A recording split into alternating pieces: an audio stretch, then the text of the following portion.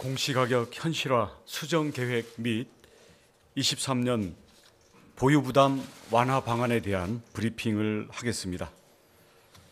지난 정부에서는 부동산 공시법에 따라서 20년 11월에 공시가격 현실화 계획을 수립한 바 있습니다. 구체적으로 보면 목표 현실화율은 시세의 90%로 이 목표를 달성하는 기간은 부동산의 유형과 가격 수준별로 5년 내지 15년에 걸쳐서 목표 현실화율을 달성하도록 그렇게 계획을 잡았습니다. 하지만 2년 동안 시행해 본 결과 현실화 계획은 많은 심각한 문제점을 드러냈습니다.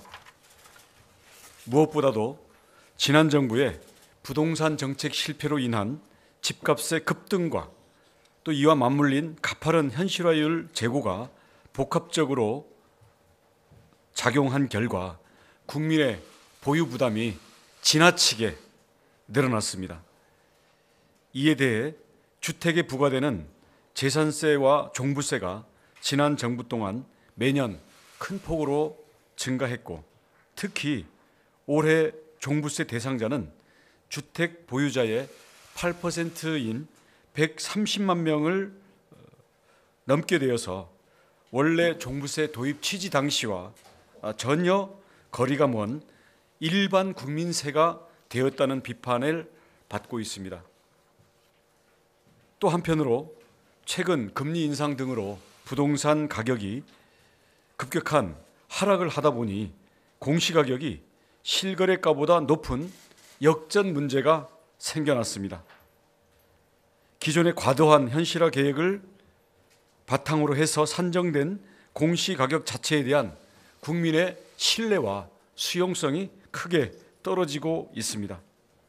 이에 윤석열 정부는 가파르게 증가한 국민 부담을 완화하고 기존 정책에 과도했던 부분을 정상화하기 위해서 국민 부담 수준을 2000년도 수준으로 완화하고 현실화 계획을 재검토하겠다는 내용을 이미 대통령 선거 당시의 공약과 인수위원회 당시의 국정과제로 제시한 바 있습니다.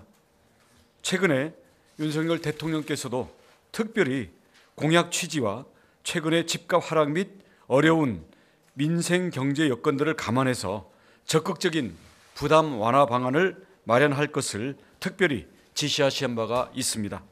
이에 관계부처 간 충분한 논의를 거쳐서 공시가격 현실화 수정 계획과 보유 부담 완화 방안을 마련한 것입니다. 구체적인 방안을 말씀드리겠습니다. 먼저 공시가격 현실화 수정 계획입니다. 23년도에 적용할 공시가격 현실화율은 2020년 수준으로 하향 조정하겠습니다. 이에 따라서 23년도의 평균 현실화율은 공동주택은 당초 도달 목표 72.7%에서 69.0%, 단독주택은 60.4%에서 53.6%, 토지부는 74.7%에서 65.5%로 낮아집니다. 나아가 24년도 이후에 적용될 현실화 계획은 현재 경제 전반의 불확실성이 매우 높은 상황이기 때문에 부동산 시장 상황 및 앞으로의 경제 여건들을 지속적으로 충분히 관찰한 후에 23년도 하반기쯤에 마련할 예정입니다. 다음은 23년도분 보유부담 완화 방안입니다. 재산세에 대해서는 올해 한시적으로 40%로 인하하였던 1세대 1주택자 대상 공정시장 가액 비율을 내년에는 45%보다 낮은 수준으로 완화할 예정입니다.